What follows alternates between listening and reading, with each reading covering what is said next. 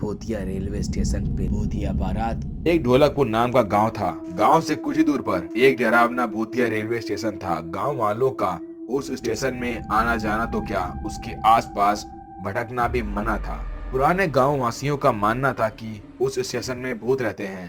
अमावस्या की रात जब चंद्रग्रहण होता है तो उस स्टेशन से भूतिया बारात निकलती है, वो भी पूरे बैंड बाजे के साथ। बारात में एक भूतिया दूल्हा अपने भूतिया पलटन के साथ गांव में आता है और एक लड़की को अपने साथ ले जाता है। आज फिर अमावस्या की रात आ गई है, कहीं वह भूत हमारी बेटी को भी न ले जाए। घबराने की कोई जरूरत नहीं है। मैंने घर के सारे खिड़की दरवाजे बंद कर दिए हैं। अगर कोई भी दरवाजा खुलवाने की कोशिश करे तो मत खोलना। आज रात हम सब जागेंगे। तभी दिनेश की बेटी बोलती है, पिताजी, मुझे उन भूतिया बारात के साथ नहीं जाना। अरे मेरी बिटिया, तेरे पिता के रहते हुए डरने की क्या जरूरत है? मैं हूँ ना, मैं सब संभाल लूंगा। पूरे गांव में दहशत का माहौल था। सबको बस यही चिंता थी कि हमारी बेटी को वो भूतिया बारात न ले जाए। तभी गांव में ढोल बाजे की आवाजें आने लगती हैं। यह आवाज उसी भूतिया बारात की थी जो रेलवे स्टेशन से निकलकर गांव की ओर आ रही थी। गांव वालों, अंधे हो गए हो क्या? तुम्हें दिखाई नहीं देता? बारात आई है, स्वागत नहीं करोगे हमारा? मेरी दुल्हन कहाँ है? कहीं दिखाई क्यों नहीं दे रही? भूतिया बारात गांव में आ चुकी थी। रमा अपनी बेटी को एक कोने में छुपा कर बैठी हुई थी।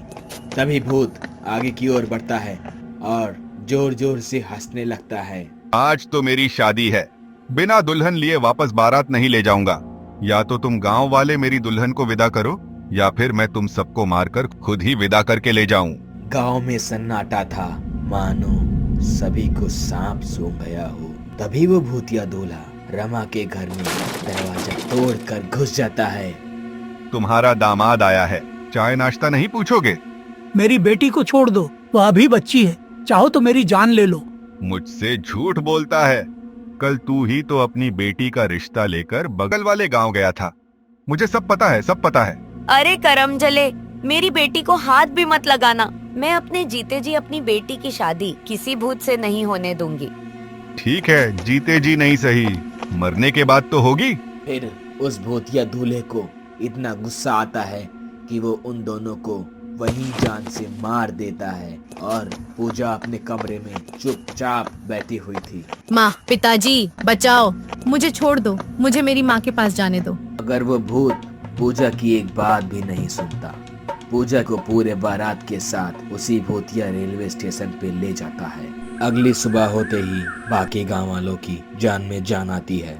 कल तो हमारी बेटी बच गई, लेकिन रमा के परिवार के साथ जो हुआ वह नहीं होना चाहिए था। लेकिन हम कब तक अपनी बेटियों की रक्षा करेंगे? एक न एक दिन वह भूत हमारी बेटियों को ले ही जाएगा। उस रात के बाद पूरे गांव में डर का माहौल छाया हुआ था। गांव वाले मिलकर रमा के परिवार का अंतिम संस्कार तो कर देते हैं, लेकिन पूरे गांव में उस भूतिया बारात की ही बातें हो रही थी। अरे गांव वालों, आखिर यह सब कब तक चलेगा? वे भूत बेधड़क आते हैं और हमारी बेटियों को उठा ले जाते हैं और हम बस बेबस देखते रह जाते हैं। दिनेश की बेटी पूजा हमारी भी बेटी थी। हाँ भाई, बिल्कुल सही कह रहे हो। इस गांव की हर बेटी हमारी बेटी है, उनकी रक्षा करना हमारा फर्ज है। सब ठीक है, लेकिन हम कब तक अपनी बेटियों को कुंवारी रखेंगे? जिसकी भी बेटी शादी के लायक होती है, उस भूत को पता चल ही जाता है। मेरी भी बेटी है, उसकी भी शादी होने वाली है। मैं उसे कैसे उस भूत के हवाले कर दूं?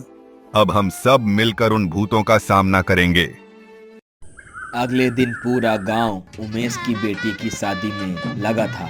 एक तरफ सजावट तो दूसरी तरफ स्वादिष्ट मिठाइयाँ बन रही थी। अब फेरों का समय था। दूल्हा दुल्हन मंडप में बैठे हुए थे। तभी रेलवे स्टेशन से भूतिया बारात के लोग गांव की तरफ आ जाते हैं। सभी गांव वाले भूतों को देखकर डर के मारे अपने घरों में घुस जाते हैं। अरे गांव वालों, तुम सबने मेरा साथ देने का वादा किया था, अब क्या हुआ तुम्हारे वादे का?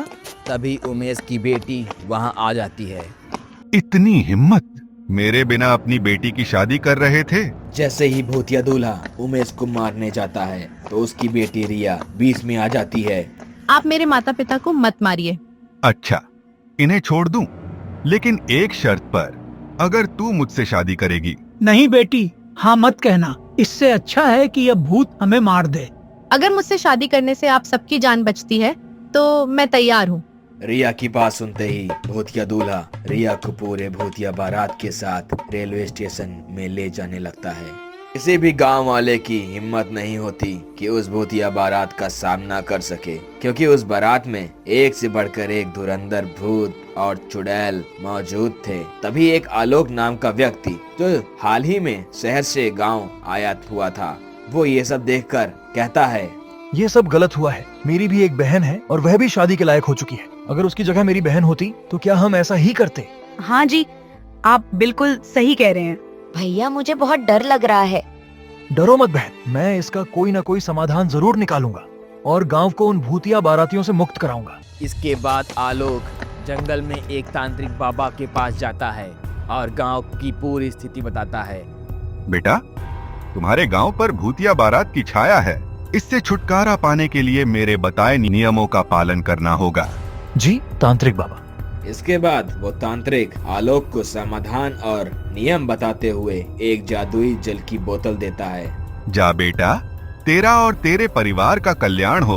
इसके बाद आलोक उस जादुई जल की बोतल को लेकर गांव आ जाता है और सभी गांव वालों से कहता है, सुनो गांव वालों, भूतिया बारात से छुटकारे का उपाय मुझे मिल गया है, लेकिन इसके लिए आप सबका साथ चाहिए। हम सब तुम्हारे साथ हैं, बताओ क्या करना है।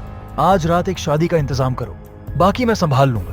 लोग के ऐसा कहते ही सभी गांव वाले शादी की तैयारी में लग गए और फिर रात हो चली थी और शादी की बात उन भूतिया बारात को भी पता चल गई और वो भूतिया बारात बैंड बाजे के साथ गांव में आ खड़ी हुई। कहाँ है मेरी दुल्हन? भूतिया दूल्हा मंडप पे एक दुल्हन को बैठा हुआ देखता है और उसे अपने साथ उस भूतिया रेलवे स्टेशन के अंदर एक पुरानी ट्रेन के डब्बे के अंदर ले जाता है। तभी वो दुल्हन घूंघट उठाते हुए कहती है, ले, यह रही तेरी दुल्हन, कर ले अब शादी। धोखा, मेरे साथ धोखा हुआ है, मैं तुम्हें नहीं छोड़ूंगा। भूत के इतना कहते ही आलोक वो जादुई जल पूरे डिब्बे में डाल देता है और बाहर निकल जाता है। इसके बाद उस पूरी ट्रेन में आग लग जाती है और वो पूरी भूतिया बारात उस आग में भस्म हो जाती है। अशोक के इस काम के बाद गांव में सभी बेटियों की शादी अच्छे से होने लगती है। सब कुछ ठीक हो जाता है और सभी गांव के लोग खुशहाली से अपना जीवन बिताने लगते हैं।